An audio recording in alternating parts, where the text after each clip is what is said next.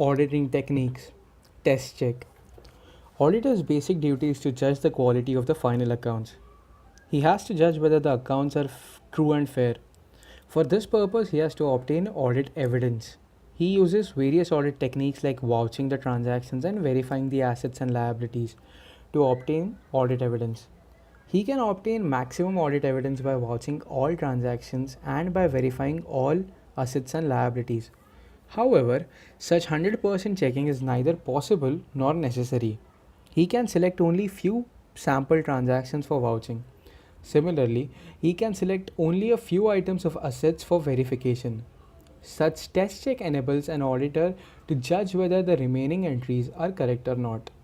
From an examination of a representative sample, auditor can form an opinion about the entire class of transactions or balances. SA 700 audit report also mentions that an audit includes examination on a test basis of evidence supporting the amounts and disclosures in the financial statements. Test checking means to select and examine a representative sample from a large number of similar items.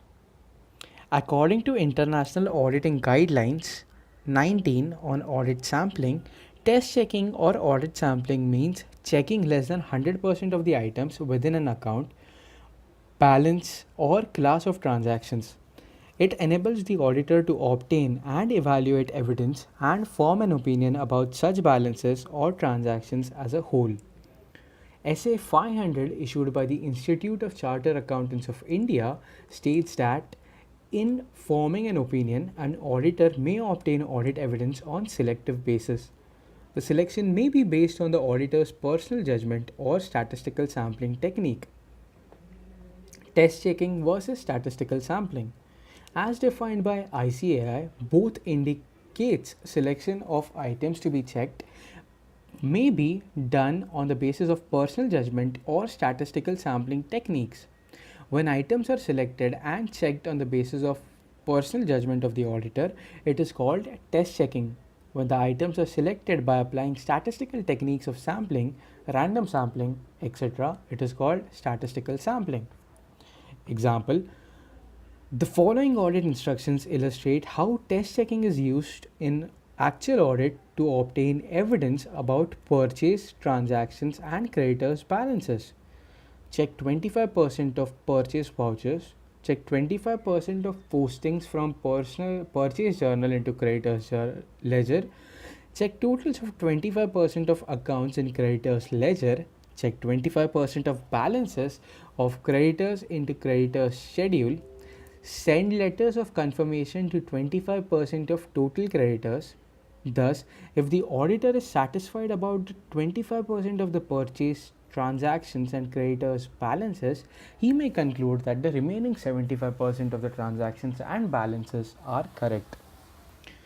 The following transactions are not suitable for test checking: opening and closing entries, bank reconciliation statements, items requiring calculations, estimates, example depreciation, royalty, etc., very important material transaction or balances, transactions on which auditor must report under the Companies Act, etc., example managerial remuneration, seasonal, non-recurring or exceptional transactions which cannot be test checked on yearly basis.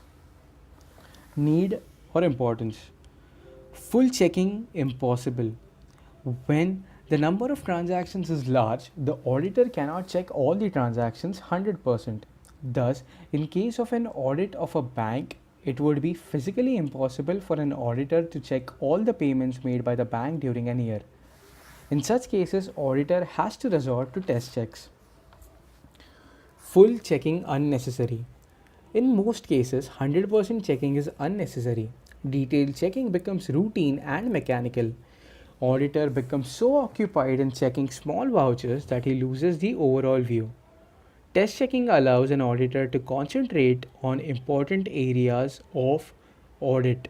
Statement on auditing practices issued by ICAI states that where an adequate system of internal control is in force, the auditor is entitled to apply test checks.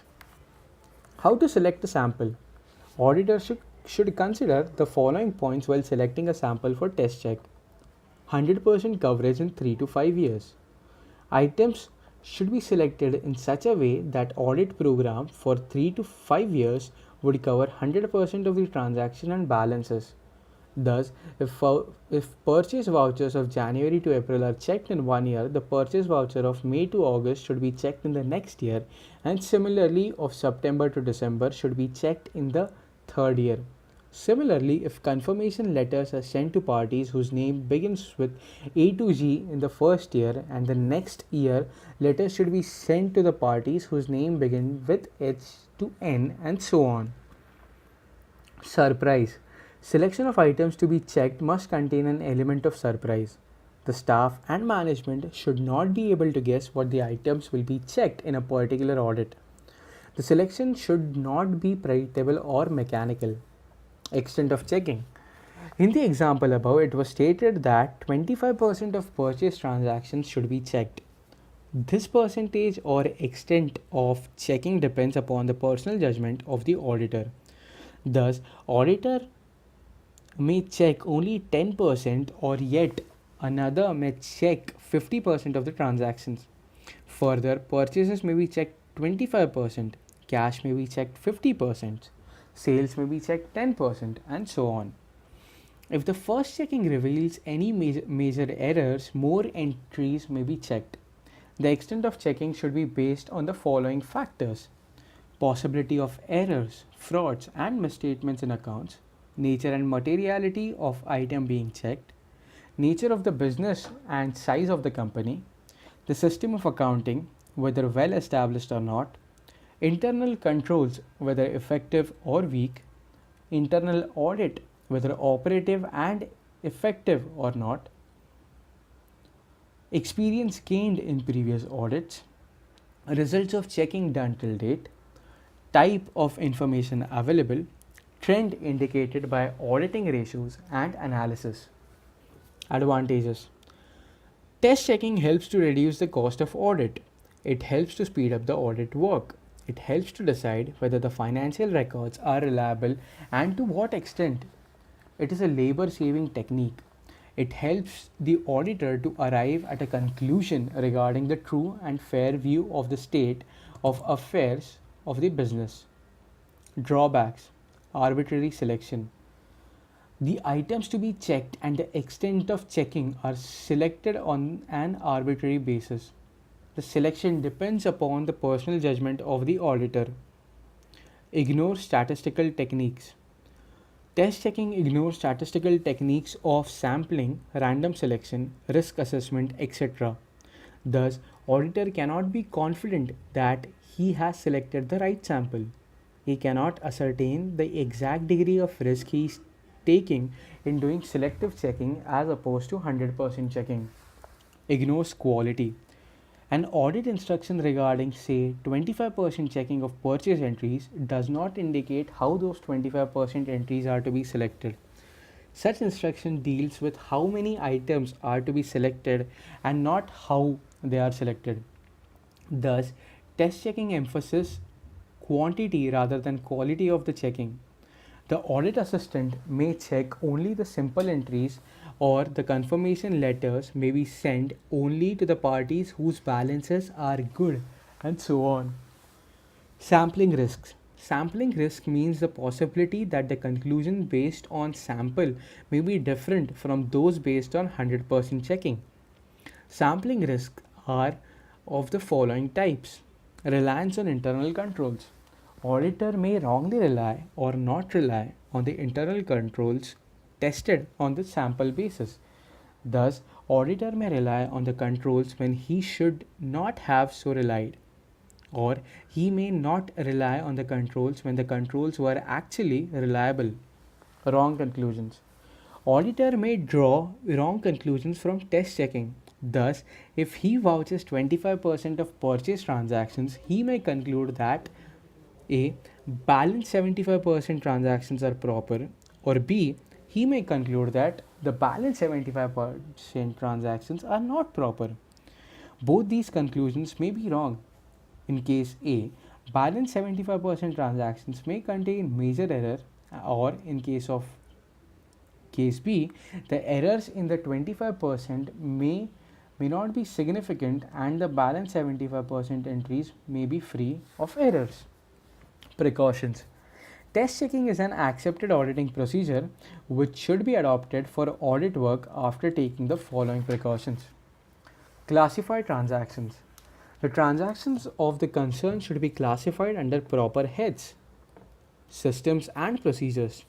Systems and procedures for a transaction right from the beginning to the end should be studied in their sequence. It involves factors of authorization, documentation, and recording and evidencing the same. Internal controls. The whole of the system of internal control in the areas of accounts and finance should be studied and evaluated for its efficiency, soundness, and capability for producing reliable accounting and financial data. This can be done by studying the controls and internal checks, evaluating their general soundness in the context of business of the concern, and testing their actual operation. Depending upon this study, the timing and extent of test checks would be decided. For testing the operation of the control system, he should select a few transactions and check them in depth by application of procedural test. Test check plan. A properly thought out test check plan should be prepared. The objective of each check should be clearly understood by the auditing staff. For example, cash vouchers may be checked by the test check method for a number of objectives. One may be to ensure that the cash payments are properly authorized and acknowledged. Other may be to see whether the payments has been debited to proper account. If there is a mix-up in the objectives or the objective is to test a number of variables in one test scheme, the result may not be helpful. Hence, there should be a clear definition of the audit objective related to the particular test check plan. No bias in selection. The transactions falling under each test check plan should be selected in such a manner that bias cannot enter in the selection. The selection should be made with reference to the random number tables. Avoid unsuitable areas. Auditors should identify the areas where test check may be not suitable. For example, if there are only 10 export sales in a year, it would be preferable to have them all thoroughly checked. Decide number of transactions. The number of transactions to be selected for each test check plan should be predetermined. This can be done by deciding upon the degree of reliance that should be placed on the test check result and confidence that can be placed. Auditors should use the statistical tables for deciding the size of the sample. Decide significance of errors. Errors that may be found may be material or immaterial in the particular audit. It is necessary to decide upon the criteria to judge what constitutes a material error. Further, investigation of immaterial errors may be avoided and only the material errors may be properly and thoroughly investigated. Auditor's liability. Test checking does not reduce auditor's liability. If an auditor is accused of negligence, he cannot say that the items he selected for checking were free of errors. It is the duty of the auditor to take reasonable care and exercise his skills during an audit. The selection of items for test checking and extent of test checking should be reasonable and logical. If the first test check had revealed any errors, he should have checked more transactions in depth. Auditor must keep proper record of test checks carried out to help him defend his conclusions later on.